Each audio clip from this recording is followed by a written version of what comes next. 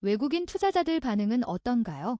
그 MSCI 3배 레버리지죠. 코르 차트를 제가 지금 가져왔는데요. 한 6, 7% 정도 지수, 코스피 지수가 빠진 거였는데 이 MSCI 외국인들이 매매하는 코스피 지수만 놓고 보면은 한 2, 3% 정도 빠진 거죠. 향후 증시는 어떻게 될까요?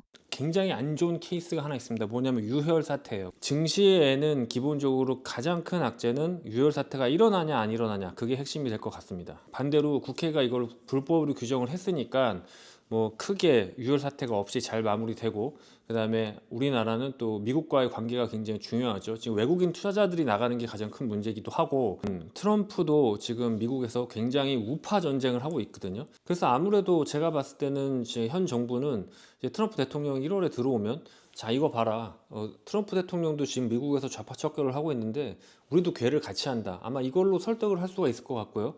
그 부분이 얼마나 먹혀 들어가느냐가 대한민국 시장에서 또 외국인 투자자들이 다시 돌아올지 아니면 여기서 더 뺄지를 좀 결정할 것 같습니다. 대통령은 왜 계엄을 선포했을까요?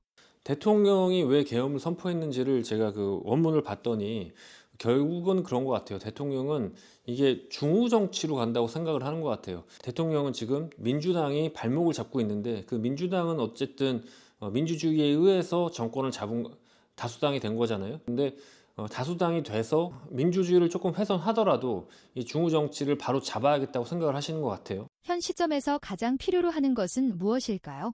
가장 큰 문제는 그런 것 같아요. 이게 보수와 진보의 문제가 아니고 좌파와 우파의 문제가 아닌 것 같아요. 결국은 국민 눈높이와 커뮤니케이션의 문제 같습니다. 그러니까 사실 좌파든 우파든 집권을 했을 때 가장 큰 문제는 결국은 누가 인재를 어떻게 등용하느냐가 문제가 되거든요. 인력풀의 문제가 아닌가 싶어요. 그러니까 현 정부가 뭐 인재가 등용이 돼 있지 않다 이런 얘기가 아니라, 원래 오랫동안 정치를 하셨던 분도 아니고, 그리고 보수와의 스킨십도 굉장히 짧았잖아요.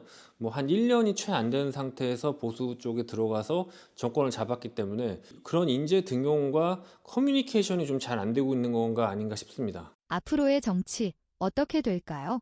자본주의가 누구나 잘 살게 만드는 거는 당연히 알잖아요. 그거를 모르는 사람은 없는데, 자본주의가 계속 누적이 되면 될수록 빈부격차가 심해지는 거죠.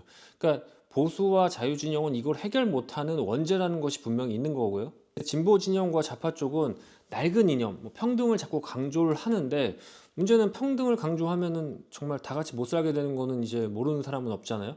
근데 그렇게 됐을 때 좌와 우가 어떻게 소통을 안 하고 자기 쪽의 생각을 극단적으로 밀어붙이느냐, 거기서 굉장한 정치적인 충돌이 일어날 수밖에 없고, 오늘 같은 계엄령은 사실 뭐 윤석열 대통령뿐만 아니라 전 세계적으로 계속 어느 나라에서나 지금 굉장히 정치적으로 불안한 상황이 이어지고 있는 것 같습니다. 근데 이게 굉장히 쇼킹한 게 뭐냐면, 미국에서 일어났다고 그러면은 별로 이렇게 놀랄 일은 아닌 것 같아요. 저는 트럼프와 계엄령 선포에도 그렇게 놀랄 것 같지는 않아요. 근데 이게 한국에서 일어났기 때문에 엄청난 쇼킹으로 다가오는 거죠. 이렇게 정치적인 측면에서 놓고 보면 한국과 미국의 차이가 있잖아요. 서양 문화와 동양 문화의 차이가, 서양은 앞에서 대놓고 얘기를 합니다. 그리고 동양은 좀 감췄다가 한번 정해지면 앞에서 얘기할 때쯤이면 반드시 뭔가를 합니다. 그게 우리식으로 생각할 때는 어떤 전제 군주의 어떤 이미지가 박혀 있는 거잖아요. 그래서 더더욱 놀란 것 같고요.